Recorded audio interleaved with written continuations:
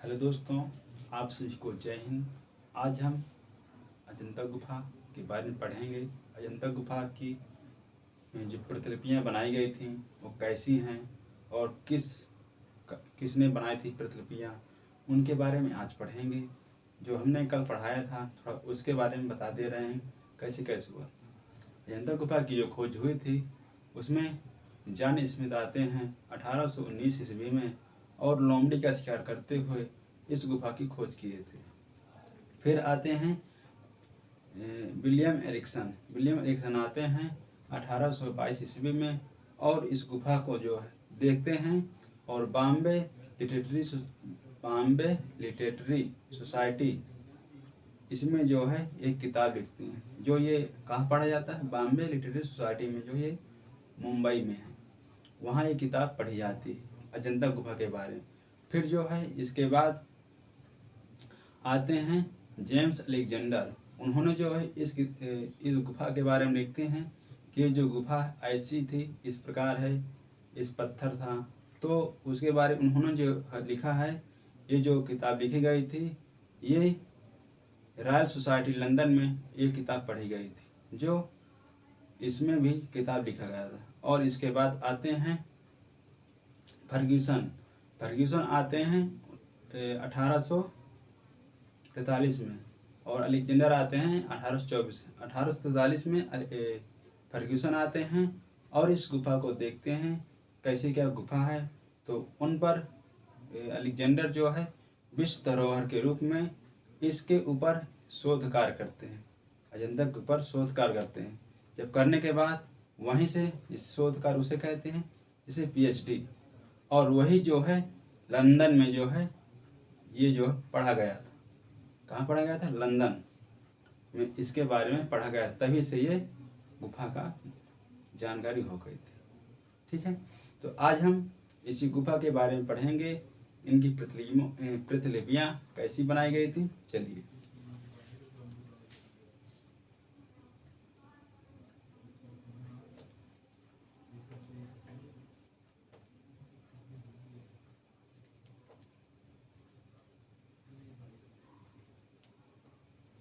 इनकी प्रतिलिपियां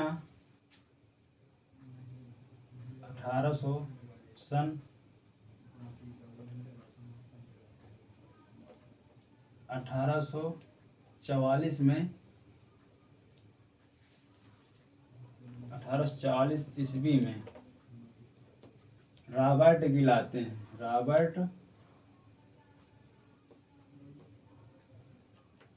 रॉबर्ट गिल आते हैं और रॉबर्ट गिल कहाँ के थे? आते हैं और इनके बारे में ये जो प्रतिलिपियां बनाते हैं, रॉबर्ट गिल आते हैं और इन प्रतिलिपियों को कब आते हैं? 1844 में। जब आते हैं तो 1844 से आने के बाद उन्होंने काम शुरू कर दिया और इसके बाद जो है वहाँ उन प्रतिलिपियों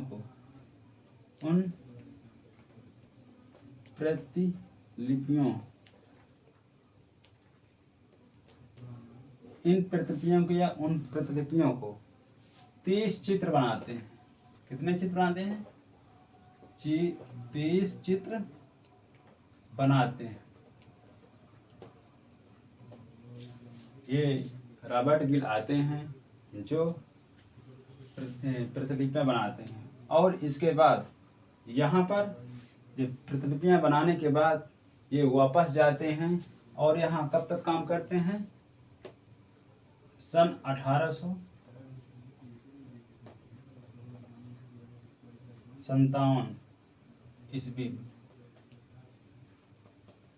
रॉबर्ट गिल 1844 में आते हैं अजंता गुफा में और वहाँ पर प्रतिलिपियां बनाते हैं। इनके बारे में कैसे कैसे यहाँ भिक्षु थे उनके बारे में यहाँ प्रतिलिपियां बनाते हैं। कितनी प्रतिलिपियां बनाते हैं? 30 प्रतिलिपियां बनाते हैं और 1857 में ये रॉबर्ट गिल चले जाते हैं। जब चले जाते हैं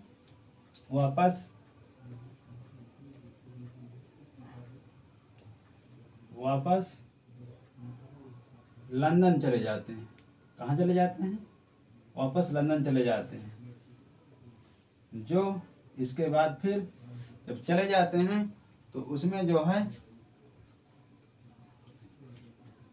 कुल चले जाने के बाद फिर इसमें कुल चित्र प्रदर्शित किए जाते हैं। कुल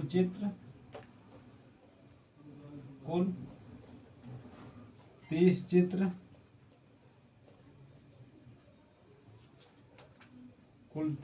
प्रदर्शित किए जाते हैं।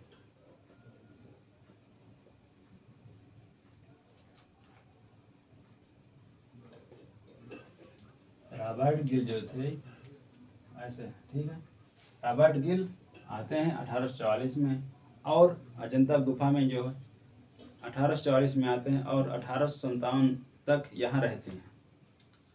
57 है, 7 उधर जोड़ लीजिए, 6 इधर, 7 4 11 वर्ष जो है यहाँ रहते हैं। इन प्रतिलिपियों को बनाते हैं।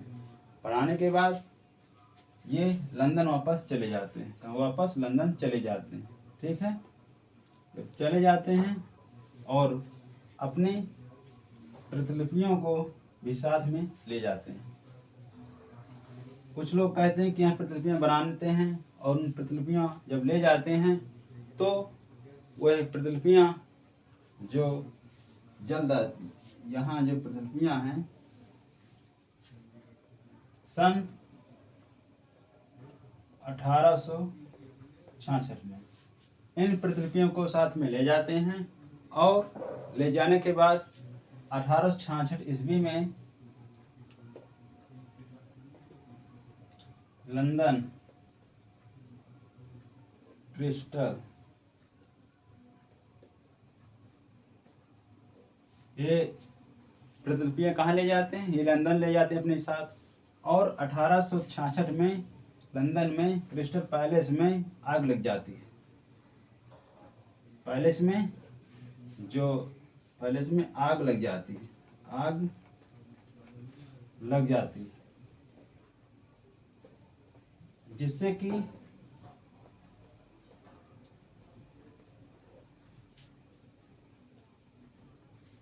पच्चीस जो है चित्र जलकर राख हो जाते, जिससे कि 25 चित्र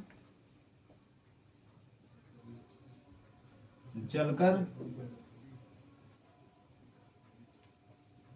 राख हो जाते हैं और शेष 5 बचते हैं। ठीक है, ये जो रॉबर्ट गिल आते हैं 1844 में, जब आते हैं तो 1857 तक यहाँ पर काम करते हैं 11 वर्ष। जब 11 वर्ष काम करने के प्रतिलिपियों को बनाते हैं और उन्हीं प्रतिलिपियों को जो है साथ में ले जाते हैं। कहाँ? लंदन।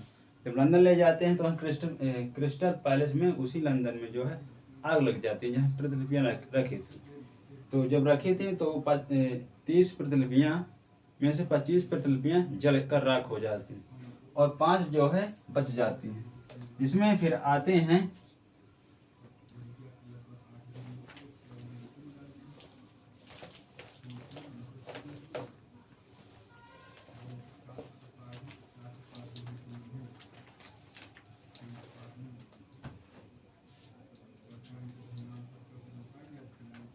ग्राफिक्स महोदय।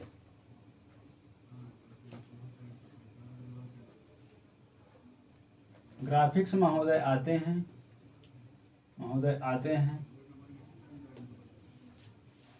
वहाँ पर, कहाँ पर? लंदन में, जहाँ प्रतिलिपियाँ जल जाती हैं। तो देखते हैं कैसे क्या प्रतिलिपियाँ, तो 30 तो जल ही जाती, तो जल्दी इसमें ऐसा बताया गया, उसमें ऐसे जल्द बताया गया, ध्यान रखना। जल्द 1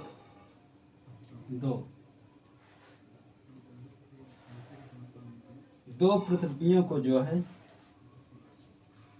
बनाते हैं जल्द।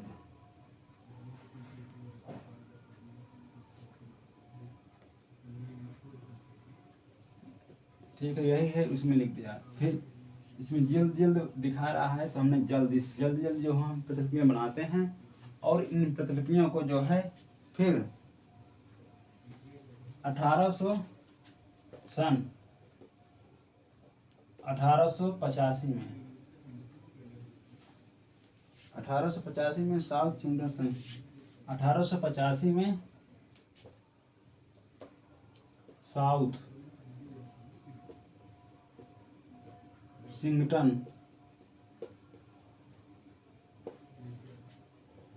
संग्रहालय सिंगटन संग्रहालय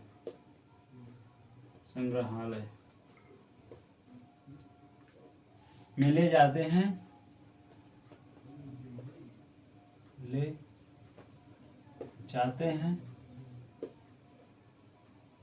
वहाँ भी आग लग जाती है, वहाँ भी आग लग जाती है। प्रतिलिपि कब आते हैं? जो आते हैं 1885 में ग्राफिक्स महोदय आते हैं और इन जो रॉबर्ट गिल ने जो प्रतिलिपि बनाई थी 1844 में, 1857 में जो है वो उन्हीं प्रतिलिपियों को ले जाते हैं साथ में लंदन। उसी लंदन में जो है आग लग जाती है ग्राफिक्स पैलेस में, पैलेस ही है, उसमें आग लग जाने के बाद फिर आते हैं ग्राफिक्स महोदय और उन प्रतिलिपियों को जो है 25 प्रतिलिपियाँ जलकर राख हो जाती हैं और 5 जो है बचती हैं। तो उसी में से 2 प्रतिलिपियाँ जल्द जो है ग्राफिक्स महोदय बनाते हैं और ये साउथ सिंगटन संग्रहालय में ले जाते हैं और वहाँ भी ये प्रतिलिपियाँ जलकर राख हो जाती हैं। फिर दुर्भाग्यवश वहाँ भी आग लग जाती है।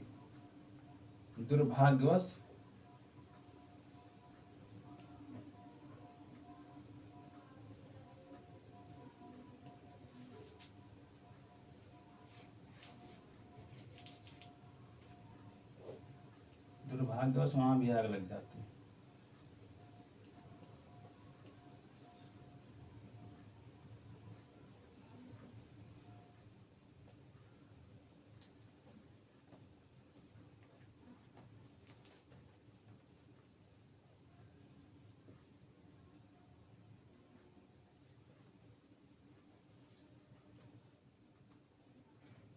लग जाती है। फिर इसके बाद आते हैं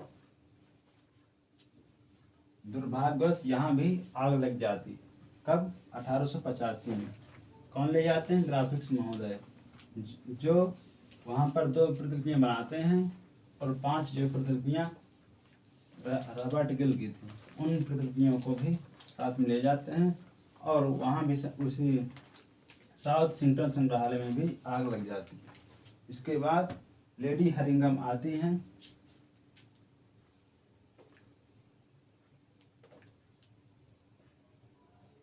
लेडी हरिंगम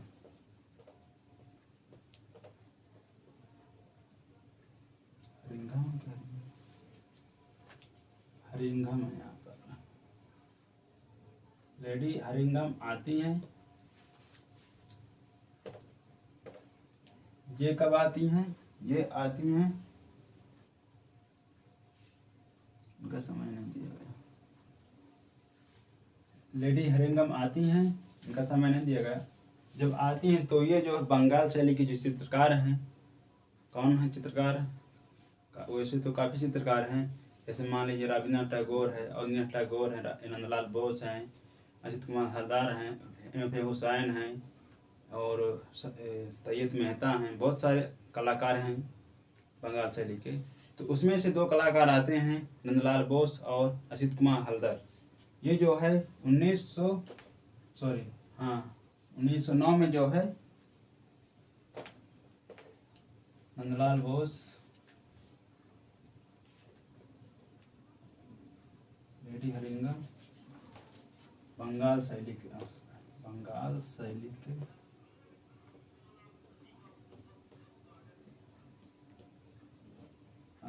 के कलाकार।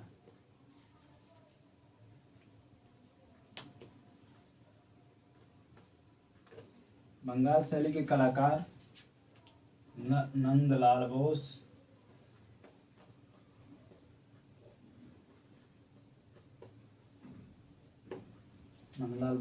और असित कुमार हलदर।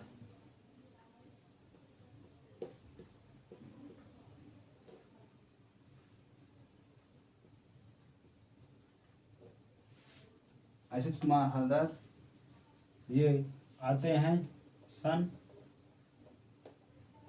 1909 में,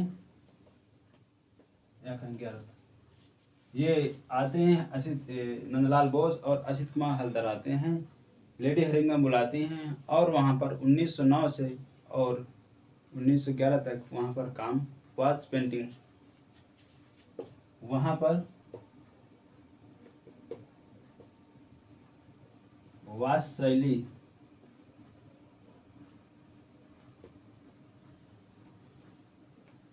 शैली पर वहाँ काम करते हैं, वहाँ पर काम करते हैं, वाश शैली पर वहाँ पर काम करते हैं, कार्य करते हैं। ठीक है, कौन करते हैं?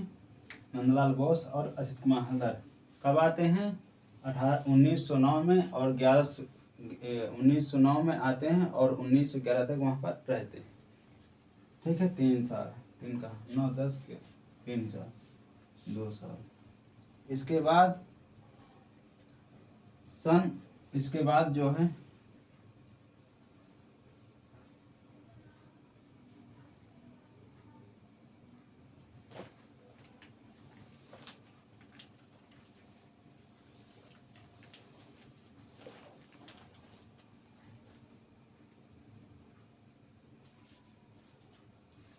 फिर इंडियन,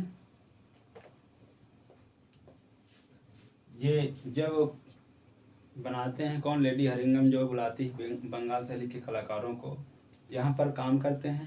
काम करने के बाद फिर आते हैं यहाँ पर सरकार की, मतलब एक सरकार का एक प्रशासन आता है, तो इस प्रकार जो है उनको कैसे क्या करती है दिखा।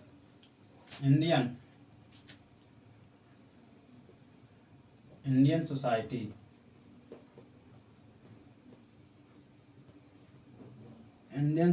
जो है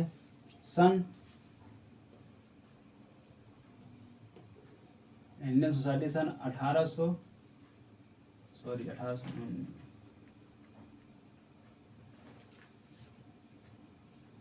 सन 1915 ईस्वी में यहाँ पर फ्रेस्को कहाँ पर? अजंता में सन 1815 में अजंता गुफा में fresco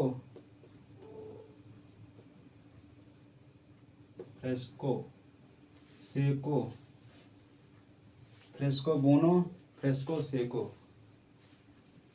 fresco bruno, fresco Seiko,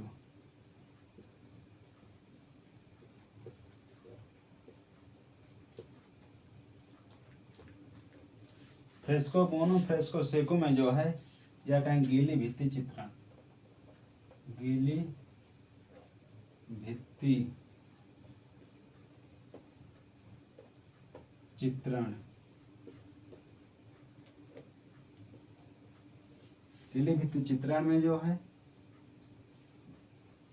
नाम से जो है उसमें किताब लिखी, वहाँ पर गीली भित्ति चित्रण बोलते हैं फ्रेस्को में, और उसी में जो है किताब भी लिखी गई इसी के बारे में कि वहाँ पर गीली भित्ति चित्रण से जो चित्र बनाए गए थे, कौन बनाने गए थे?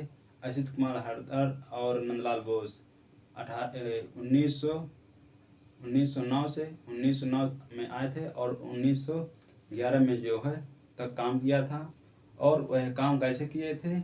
वाश शैली में, वाश में से फिर बाद इसके बाद जो है हुआ था फ्रेस्को में। फ्रेस्को जब काम हुआ था तो फ्रेस्को सेको, फ्रेस्को बोनो में, फिर इसके बाद इसको जो है अजंता के ऊपर एक किताब लिखी जाती है। जो ये किताब कैसी है देखते हैं। उनके ऊपर जो किताब है, अजित नाम किताब किताब का नाम है अजीत।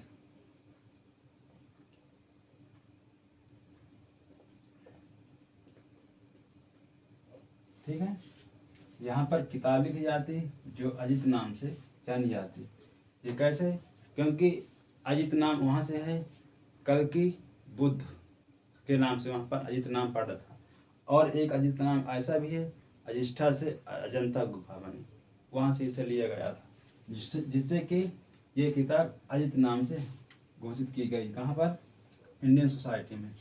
कब? ये 1915 में। ठीक है,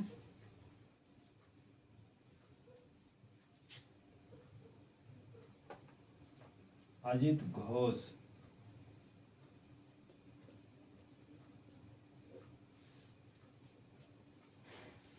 ये नाम किताब है, अजित घोष नाम किताब, ध्यान रखना।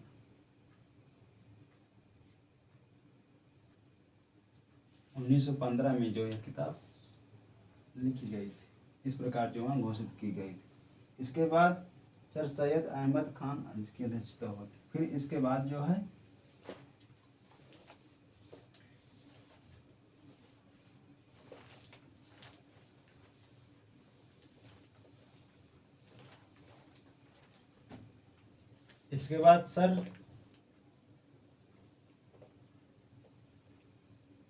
सर सैयद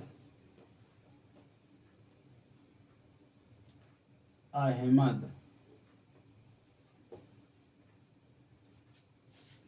सर सैयद अहमद खान की अध्यक्षता होती है।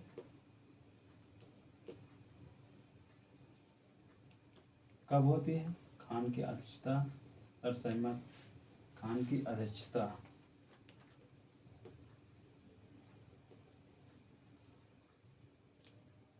कहें अध्यक्ष बनते हैं। और उसमें जो है जीमान ने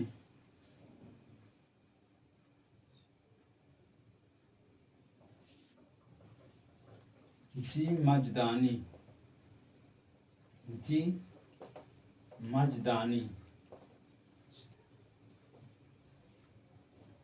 फिर इसके बाद सर सैयद अहमद खान की अध्यक्षता होती है। और जी मजदानी जो है वहाँ की अजंता की प्रतिलिपियाँ बनाते हैं। अजंता की जो है प्रतिलिपियाँ रंगीन चित्रों से बनाई जाती हैं।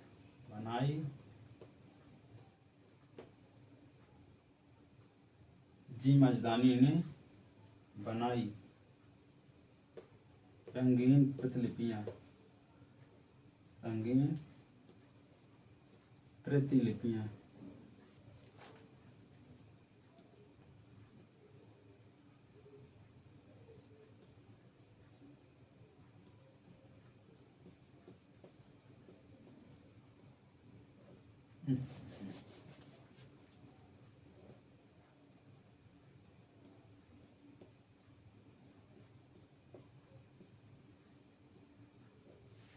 इसके आदेश के अनुसार सर सैयद अहमद खान की अध्यक्षता के अनुसार जो है यहाँ पर जी मजदानी ने जो है उन अजंता की प्रतिलिपियों को उन्होंने भी रंगीन चित्रों से बनाई थी। ठीक है, प्रतिलिपियाँ रंगीन प्रतिलिपियाँ चित्रों से बनाते हैं। चित्र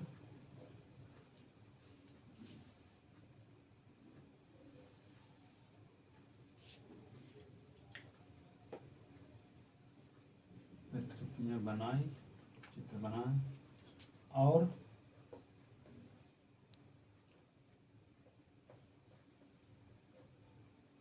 प्रदर्शित भी किया गया।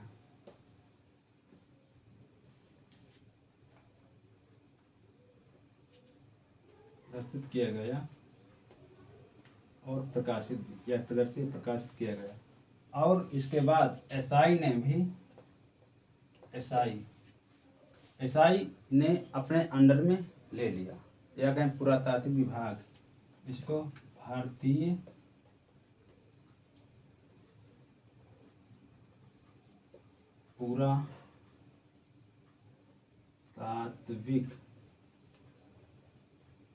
पुरातात्विक विभाग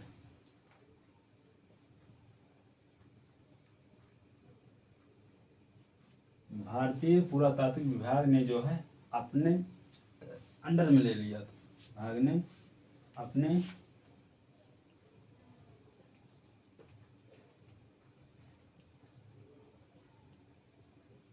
अंदर में ले लिया।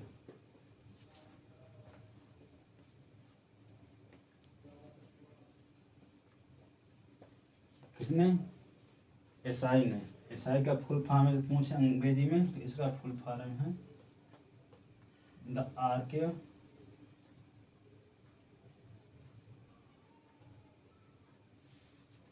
आर्कियोलॉजी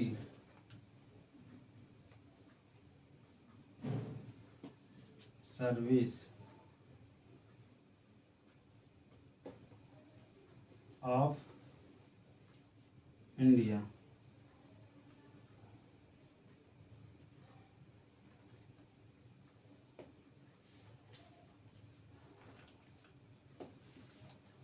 इतना है इसका फुल फॉर्म।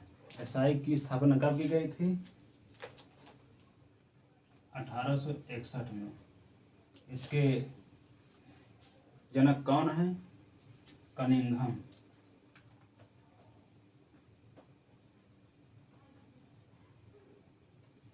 इस प्रकार जो है इसको यहाँ प्रतिलिपियां बनाई गई। फिर आगे देखते हैं।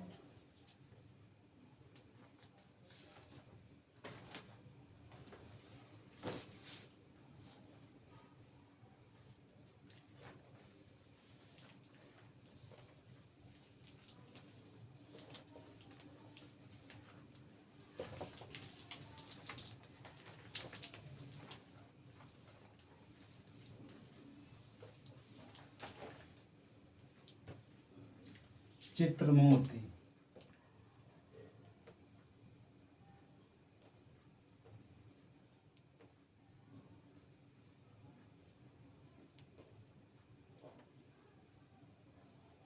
वहाँ की चित्रमूर्ति जो है दो शैलियों में है, दो शैली।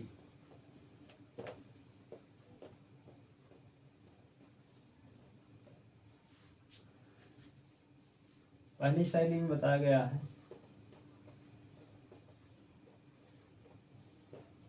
कि 20 प्रकार की शैली रेखाओं का अंकन है। 20 प्रकार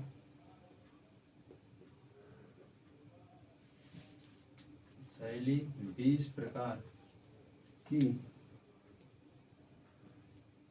रेखाएं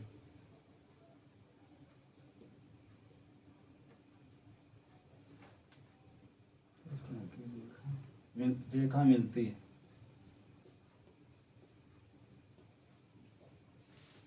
दूसरी है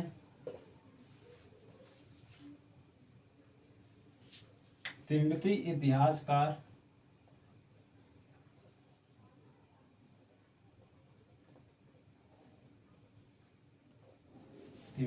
इतिहासकार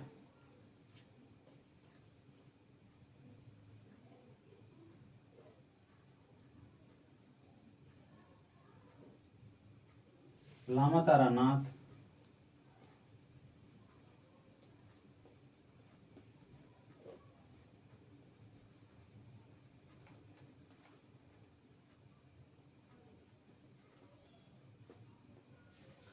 तिब्बती इतिहासकार लामा तारानाथ ने जो है इसके बारे में पुस्तक है।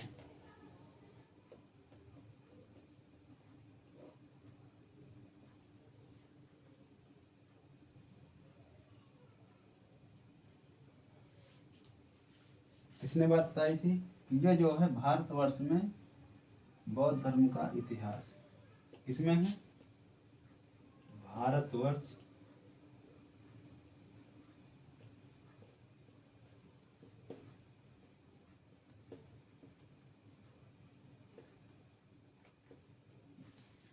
में बौद्ध धर्म का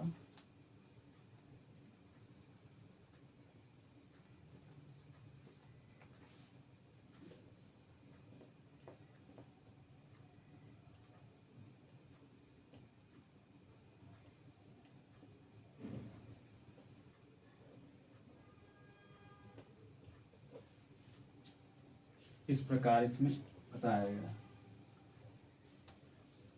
फिर देख लेते हैं, चित्र और मूर्ति दो शैलियाँ हैं। इसमें दो शैलियाँ कैसी हैं? पहली शैली बताया कि इसमें 20 प्रकार की रेखाएं मिलती हैं। इसमें जो है शैली जो है मिलती है और रेखाएं भी मिलती हैं 20 प्रकार। फिर दूसरे में है तिब्बती इतिहासकार जो है आते हैं, उन्होंने इसमें एक किताब लिखी है जो तिब्बती इतिहासकार लामा तारानाथ ने बताया कि यह पुस्तक जो है भारतवर्ष में बौद्ध धर्म का इतिहास है इसमें, जिसमें ये जो पुस्तक है भारतवर्ष में बौद्ध धर्म का इतिहास है। ये बात किसने कही थी? तिब्बती इतिहासकार लामा तारानाथ ने इसके बारे में ऐसा बताया था। ठीक है, अब इसमें देखते हैं संपूर्ण भारत में बौद्ध शैली।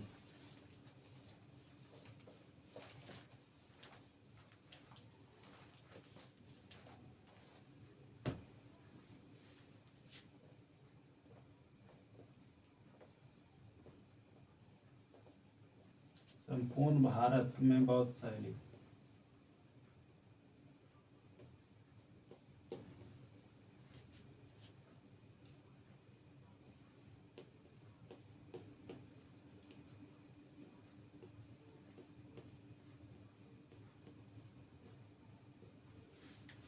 इसमें दो शैलियाँ, पहली शैली है देव शैली,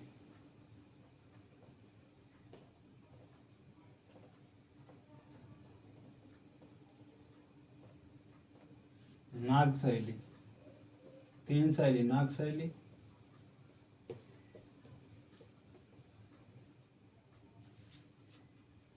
नाग शैली होगा यक्ष शैली,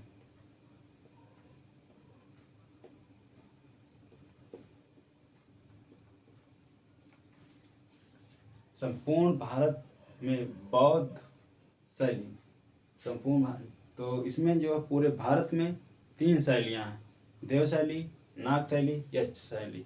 देव शैली में जो है इसमें बुद्ध के अजंता बुद्ध के जो चित्र हैं, अजंता के संपूर्ण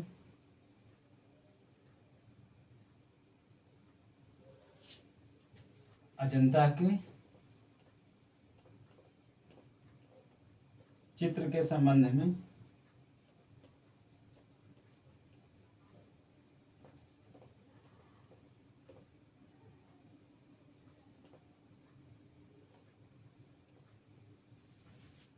इसमें बताया, किसमें बताया गया है? जो किसने बताया है? तिब्बती इतिहासकार।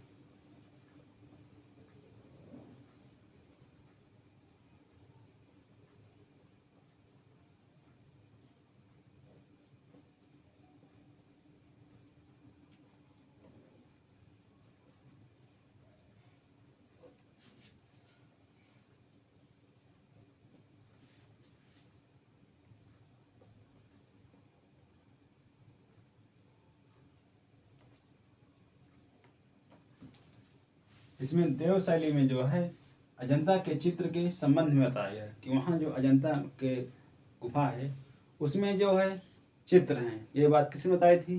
तो तिब्बती इतिहासकार लामा तारानाथ ने इसके बारे में बताया है कि वहाँ जो है चित्र जो है देव शैली से हैं, देव शैली के वहाँ पर चित्र हैं, देवों के देव, जो देव होते हैं देवता, उसमें जो है ऐसे उसमें बारे में इतिहासकार लामा तारानाथ ने इनके बारे में ऐसे बताया।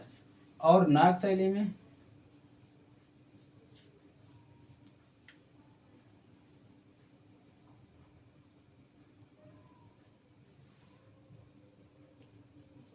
नागार्जुन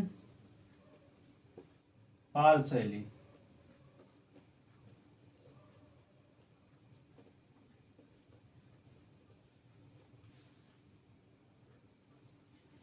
इसमें जो है नागार्जुन पाल शैली, इसमें पाल शैली के बारे में बताया कि पाल शैली कैसी थी, उसमें उसके बारे में बताया कि पाल वंश राजा थे, उनके बारे में ये बात बताई थी। किसने है? ये नाग शैली के बारे में, नाग शैली में है, ये पाल शैली के बारे में है। उसको भी हम अगले वीडियो में बताएंगे, ये अजंता गुफा होने के बाद, कि पाल शैली क्या है, जैन शैली क्या है, इसमें अभ्रंश शैली क्या है, गुजराती शैली क्या है। इसके बारे में अगला एक वीडियो जो है काफ़ी लंबा बनेगा, तो उसमें बताएंगे पाल शैली क्या है इसके बारे में। तो इसमें जो है नागार्जुन को जो है पाल शैली के बारे में बताया नाग शैली के अंदर। और यक्ष शैली में जो है मौर्य शैली का दिखाई, जो मौर्य अशोक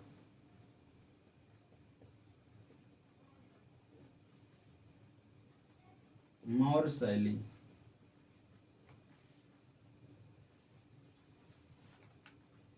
या कहें मौर्यकालीन,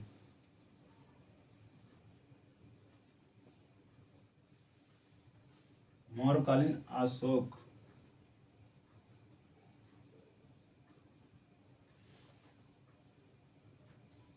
इस प्रकार जो है यह शैली है।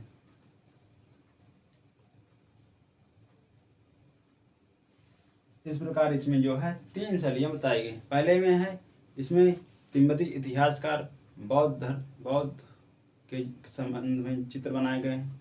दूसरा है देवशैली, देवशैली में जो है नागार्जुन देवशैली में अजंता में जो है गौतम बुद्ध से संबंध में जो है चित्र बनाए गए हैं। एक बात किसने बताई थी? तिब्बती इतिहासकार लामा तारानाथ ने इसके बारे में ऐसा निर्देशन या जिज्ञासा की थी।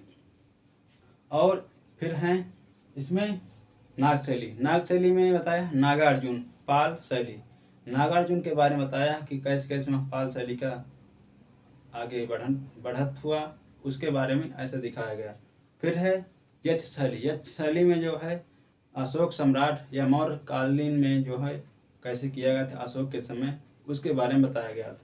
तो इस प्रकार है ये 3 शैलियाँ संपूर्ण भारत में बौद्ध शैली हैं जो, ठीक है। अब देखते हैं शैली के में जो है ऐसी एक बात और है, इसमें वनस्पति गैरोला ने जो है शैलियों के बारे में लिखा है कि इसमें किताब में भारतीय चित्रकला में अपने जिज्ञासा के अनुसार बताया है शैली वनस्पति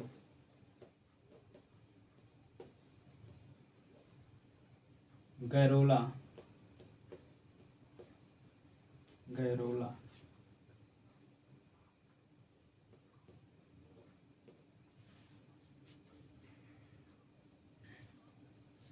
वनस्पति गैरोला ने जो है किताब के बारे में बताया है कि ये किताब जो है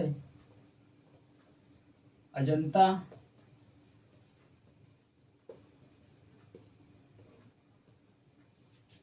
गुफा, भारतीय चित्रकला है। एक किताब है ऐसे भारतीय चित्रकला अजंता,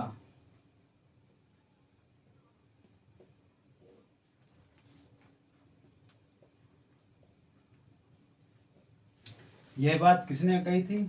ये जो किताब है भारतीय चित्रकला अजंता के बारे में वनस्पति गैरोला ने जो है इसका ऐसे कहा है। इसमें जो है उन्होंने भी अपनी बात में उन्होंने भी कहा है कि रूप तीन शैलियों में इन्होंने अपने आकलन के अनुसार कहा है कि इसमें जो है रूप भेदिका शैली क्या है, वर्णात्मक शैली क्या है, इसके बारे में उन्होंने कलात्मक शैली क्या है, इसके बारे में उन्होंने जो है ऐसी बात बताई।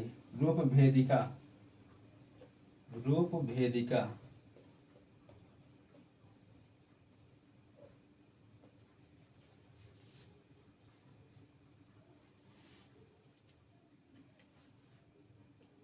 वर्णात्मक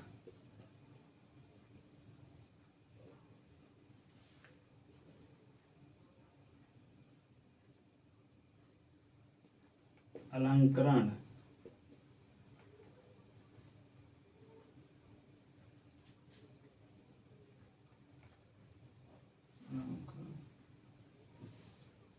इसमें भी किसने बात बताई थी? ये वनस्पति गैरोला ने जो बात बताई है, किताब है, इसमें अजंता भारतीय चित्रकला अजंता के बारे में ऐसी इसमें किताब बताई। फिर इसमें शैलियों को अपने वहाँ जो चित्र बनाए गए थे कैसे कैसे शैली में बनाए गए हैं। तो उन्होंने ऐसा कहा है कि इसमें रूप, इसमें बुद्ध के जीवन से संबंधित चित्र हैं, बुद्ध के जीवन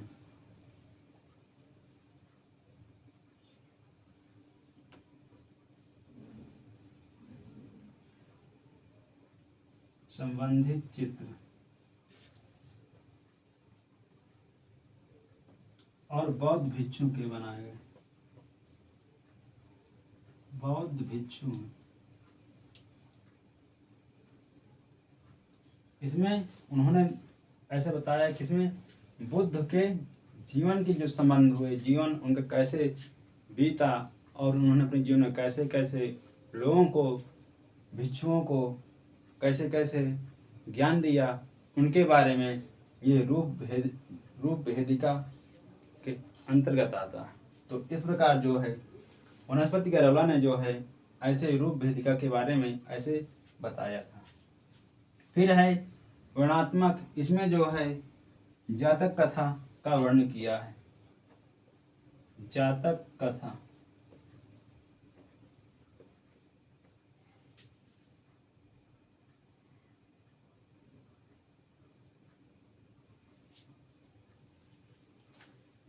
छदंत जातक कथा, छदंत जातक कथा,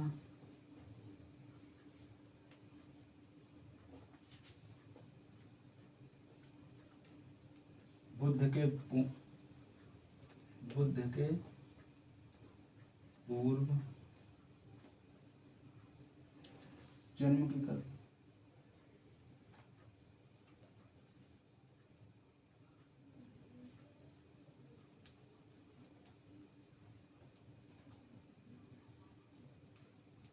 चार सौ 47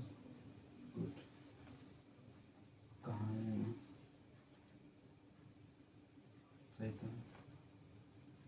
जातक कहानी, जातक कहानी।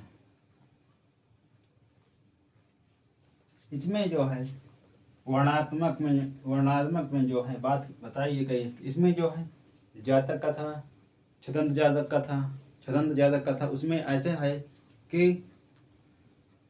एक हाथी के पास, उसका नाम था छदंत, उसके रानियां थी 2, तो उस हाथी का नाम था छदंत।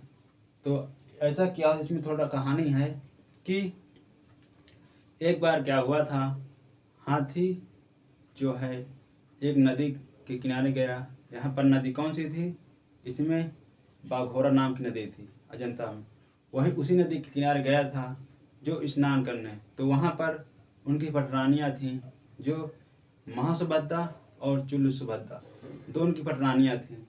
जो वहाँ पर एक पेड़ था, उस पेड़ की डाली जो वहाँ, उसी पेड़ में जो है फूल लगे थे, उसी फूल में जो है छदंत जो है अपने सूंड से जो है उस फूल को गिराता है।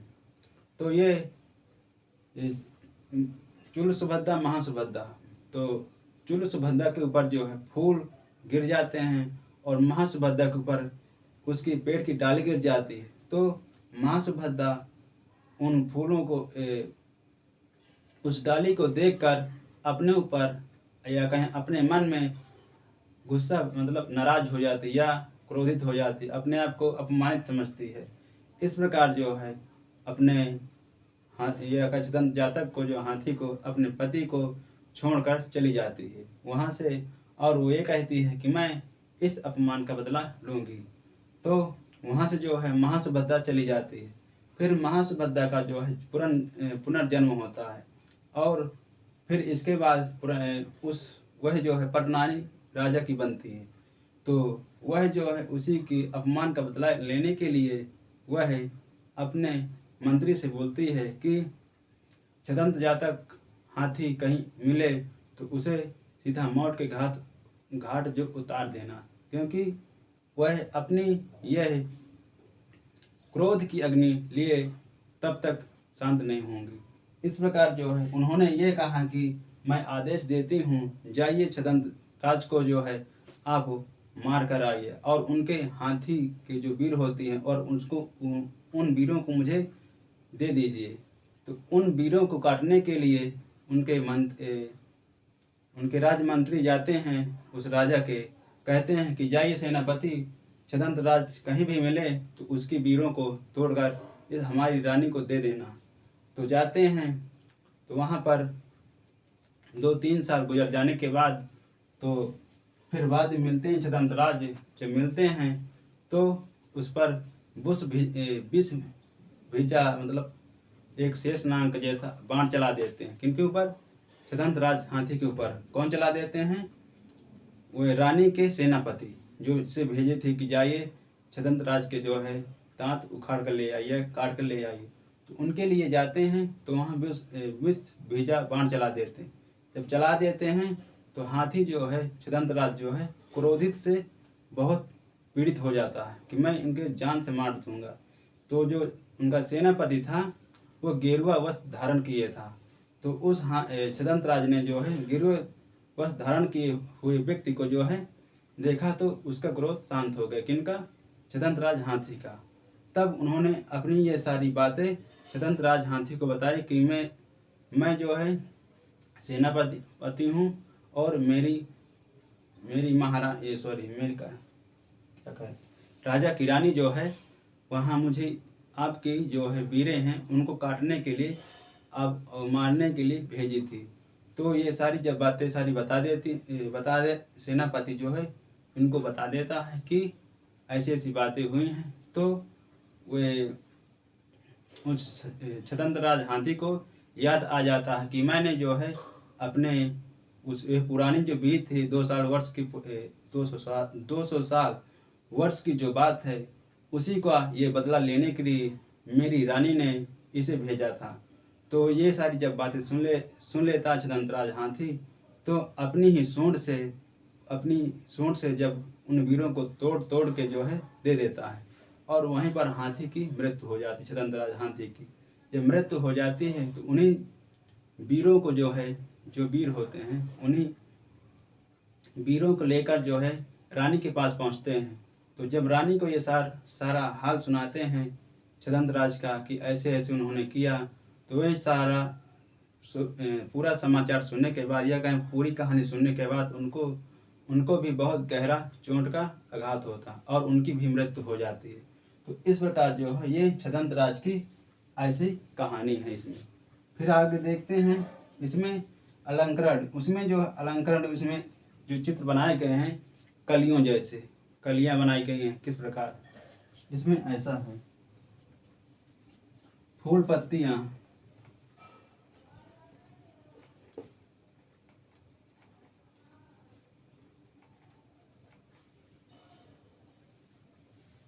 डिजाइन,